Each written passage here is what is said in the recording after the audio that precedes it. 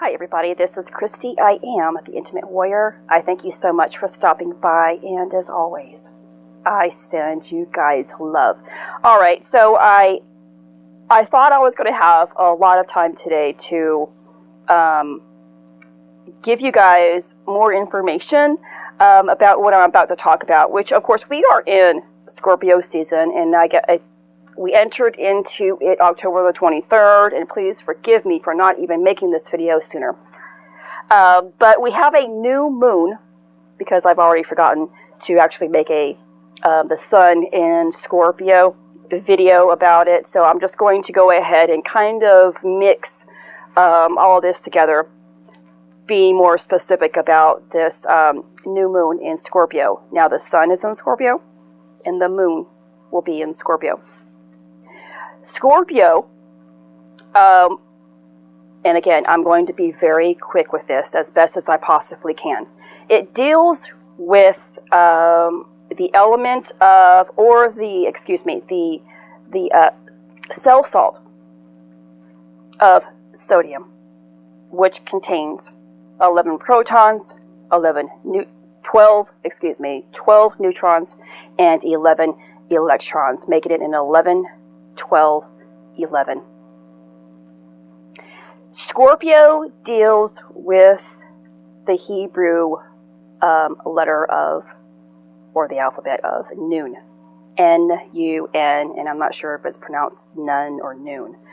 But this is the root word that contains sodium, which originally sodium used to be called natrium, which is the element of Na, which deals with things like nature. That's where we get the root word of nature, natural, things like that, and even nation, native. And this means to flow or to float. Now, Scorpio is a scorpion, and this is something that I hope to maybe bring more understanding, because again, I have to really make this video quick.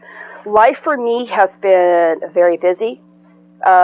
Things are just popping up, and I have to learn to go with the flow and make sure, in chaos can come order if you are open to greater understanding. Now, I have been feeling for 4 days here, and it's getting a little bit easier. I have been feeling very irritable as we went into Halloween, and now here we are going into this new moon because of Scorpio. Scorpio deals with the scorpion. And let's see if I can make sense with this, or get you to understand a little bit more about scorpion. In the Bible, it talks about the locusts, which is a part of one of the plagues. Locusts are said to be given power of scorpions. The power of a scorpion is its sting. Now, let's see. I didn't go back to my notes prior to this, because again, I thought I had lots of time to go over this video here. I'm being pressed. Again, things are just popping up, and asking me to be a little bit more flexible in my life. I was actually bitten a while back, and I'm going to say about 3 to 4 weeks. It was before I got to that phase of losing my vocal cords. So I'm going to say a month, maybe even beforehand. Kind of like in the inside my inner thigh, I was bitten twice. Or I'm going to say bitten. I had a sting that appeared and took place twice. Within that sting, I ended up having it swole. It was very, very swollen for a while, and I could tell that there was fluid in there. And this is so important for your path. It says to know thyself. You must know yourself. You must understand what you are going through in order to know your true inner being. And so it says, a certain scorpion known as the fine garoon excretes a vinegary substance, which vinegary spirit substance when aggravated. The biblical word for sting relates to the word smite. And in the book of Isaiah, it says that God smites the wicked, meaning that the rigid principle of justice, which is of God, purifies the wicked. Now, this is not about being God being this tyrant, but because it's a perpetual law that the rigid principle of justice seeks to create and preserve life, health, and goodness on every level. Thus, purification is part of its programming. So truly, again, it's just like the CSF, the spirit molecule, or even the Holy Spirit, which is, of course, the Holy Spirit principle. When the Holy Spirit is upon us, the waters, the living waters, are moving within us. There's a deep sense of purification. When the fire is moving within us, it's a deeper sense of purification. And that is what takes place at every single level, and on higher levels. We're never done purifying ourselves. The Holy Spirit is purifying all negative thoughts. I have been experiencing so many things that I'm like, which is causing me so much irritation. My experiences in life lately, for the past couple of weeks, are really challenging my mind to eliminate things still that are still there. And until all of these egoic thoughts, these lower vibrational thoughts and emotions are gone out of us, we don't actually get to the final destination of receiving the Holy Spirit. So when we talk about like a time frame, when things are actually mentioned in the Bible in references to time, it doesn't necessarily, like for 5 days, like for example, 5 days does not mean 5 literal days. Our time is completely different from God's time. That is an example of it's going to take however long it is necessary to remove what is necessary to be removed. And locusts are not harmful, so the bite is not going to, cause major harm. I felt it, of course, because you have to have an experience, and then you have to understand that experience, and then you have to become something after that experience. In order to know yourself, you have to understand what you're going through. How does it relate to the Holy Spirit? How does it relate to your higher self? How does it relate to your ascension cycle and to the divine plan? And then how can you get past what you are going through at a higher state? And the locusts are commanded not to harm the grass of the earth, which is the skin of the body, or any green thing. Green things are pure or spiritual things. This coincides with the verse that talks about the green, which, gosh, in chapter 4, I'm sorry, I've lost the actual verse here. Well, anyway, green represents the undivided, creative, spiritual substance. Green correlates with chlorine, like the green grass. And the locusts are not allowed to harm the nerves of the tree within you, but they are programmed to destroy destructive imaginings and physical toxins. Only hurt those men who have not the seal of God in their foreheads. And let me see, do I have that verse here? And it says, "And there came out of the smoke locusts upon the earth, and unto them was given power, as the scorpions of the earth have power." The divine substance has the ability to purify the body. And let's see, and it was commanded them that they should not hurt the grass of the earth, neither any green thing, neither any tree, but only those men which have the seal of God in their foreheads. So that's saying that the programming, what is programmed to do, will not harm the actual physical self or any other good thing within the physical self that one has accomplished, but it's going to get whatever hasn't been purified. So I hope that makes sense. And Scorpion, because I have to kind of wind this up now, is actually dealing with, when we are thinking about noon again, noon goes back to Jesus. And let's see if I can go back and find my spot here. Which correlates, as Jesus is known as the fish, which is, of course, we know as Christ. And this, the reason why Jesus was at noon also works with Mem.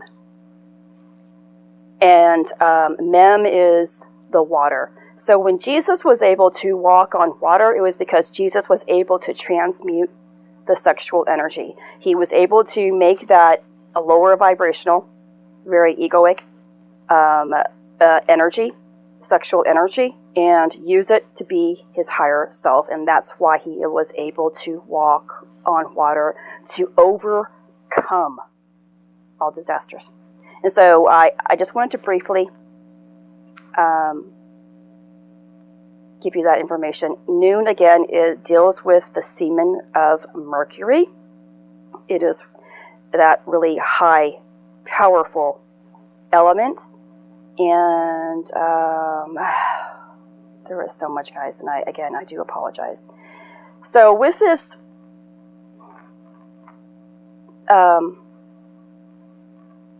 it's going to be an actual super moon here that we are creeping up on.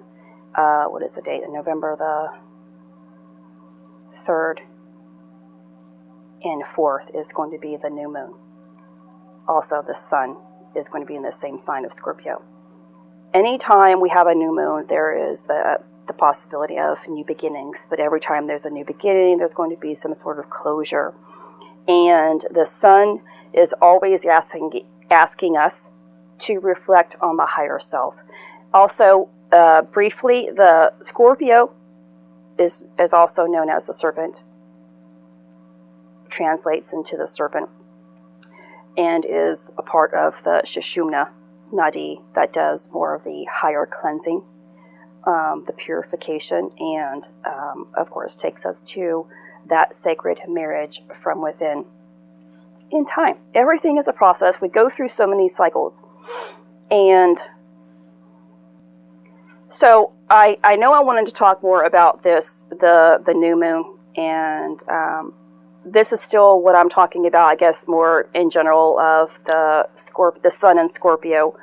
But basically, like I said, anytime we're in a new moon, we're entering into a new phase. You combine the sun and the moon. The moon always works with the things that are not visible, which of course the moon deals with our the womb or the sexual waters, and then the sun always reflects with our higher self.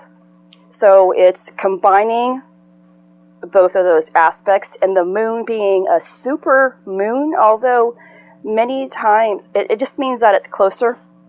At this point, it doesn't, usually you might hear that the super moon is during a full moon. That is not the case this go round. Before I say goodbye, because I do have to cut this video short, I really want to emphasize the fact that anytime we make a decision per laws of cause and effect, we affect the lives around us. That is why it is so important for us to choose love. Because we're not only affecting our own life, we're affecting the ones who are close to us, and we're also affecting those who are close to those individuals, which means it's a ripple effect that reaches all across the universe.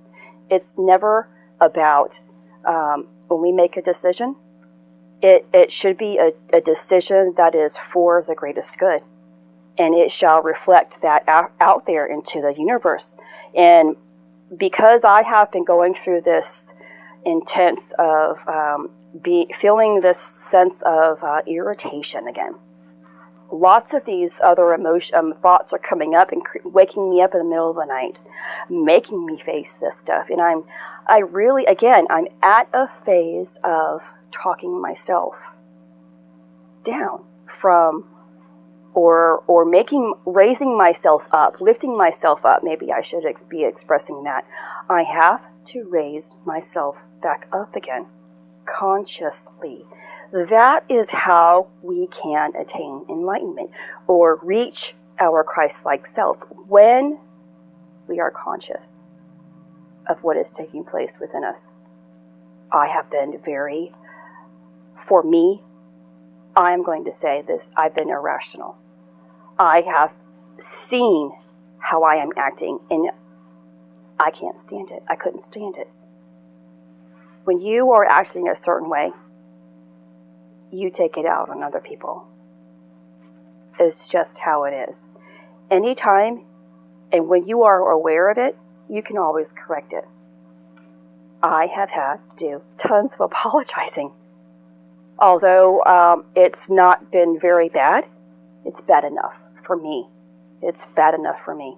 Anytime I feel, oh my gosh, I'm just really cranky, I have to take a step back and remove myself a little bit, and then I go back and I apologize. You know what? And I make sure to say, please don't take this personally. I'm going through some things right now, and it's coming out. And it's not about you, but I just want you to know that I am sorry, because this is not what I'm trying to do here. I'm not trying to cause any friction between whomever. And reflecting back into love will change what you are going through. For one, drastically, it can help you get back into alignment with love and your higher self. And you can also, by choosing to apologize and forgiveness, you also can change how another individual is picking up on your own vibration or the transformation that you are going through. Everything matters. Everything has cause and effect, and we have to realize that ourselves. This is Christy. Much love, health, and healing your way. I am bringing purpose to your life. Take care.